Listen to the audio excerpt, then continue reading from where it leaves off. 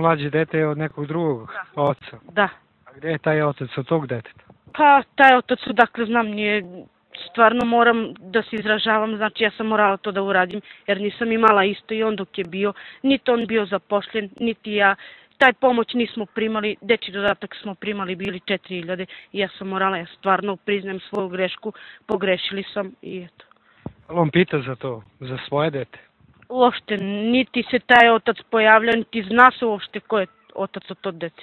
Kako se ne zna? Pa odakle znam. Pa vi valjda mora da znate. Pa ja moram da znam, ali ja sam već to su bili 3/4, nije bio jedan, tako da se ne zna. Ali ja sam to morala da uradim, vama smešno je, ali meni stvarno nije smešno. Znači, bili smo isto, idem po ljudi, po žene, po komšike, prosim i jednostavno da ih hranim. Dobro, na onu priču kažete bilo nekoliko, ne razumijem o čemu se radi. Pa ne zna se tačno koji je otac od to dete, najmanje.